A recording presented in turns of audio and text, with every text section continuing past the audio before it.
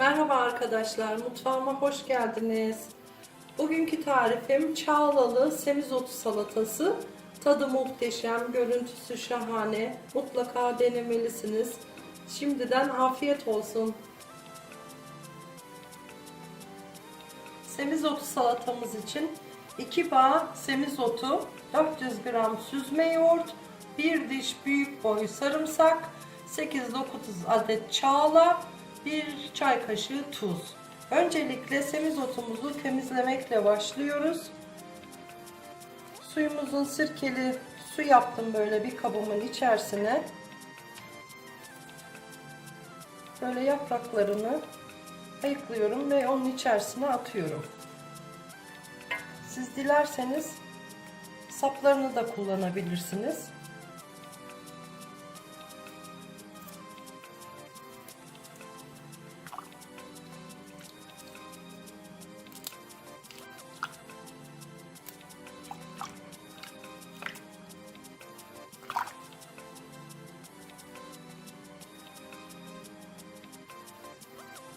Semizotumuzu güzelce yıkadık arkadaşlar.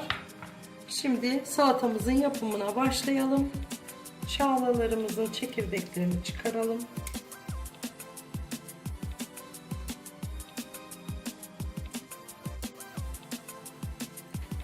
Ve ufak ufak doğrayalım.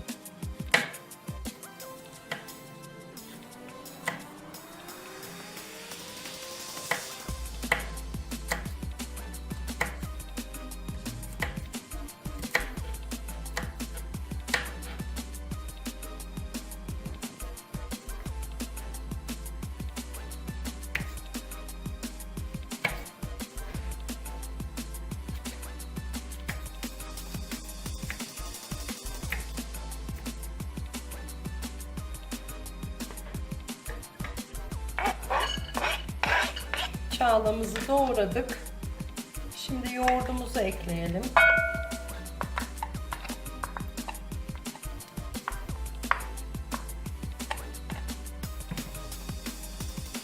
Bir diş sarımsağımız vardı. Onu rendeledim. Onu ekliyorum. Biraz tuz ve yıkamış olduğumuz semizotlarımızı da ekliyoruz.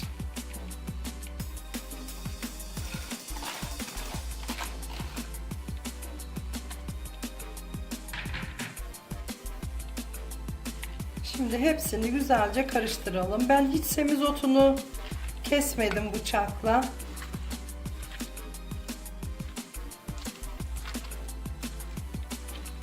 Böyle yaprak yaprak olsun istiyorum.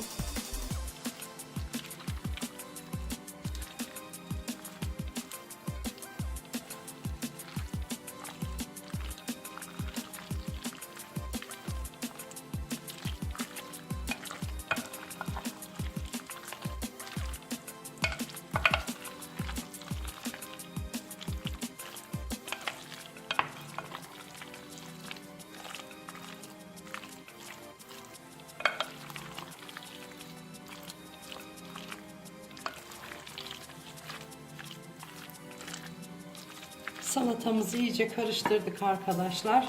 Şimdi servis tabağımıza alıyoruz. Şahane bir salata oldu. Çok hafif ve besleyici. Semizotunun faydalarını da biliyorsunuzdur.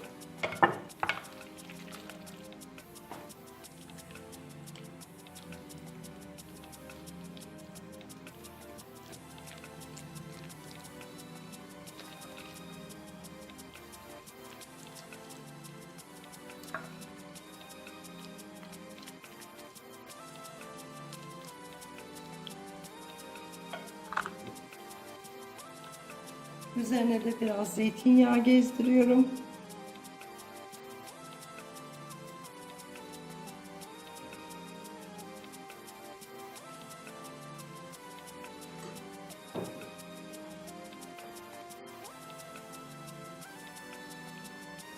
Böyle de süsleyelim.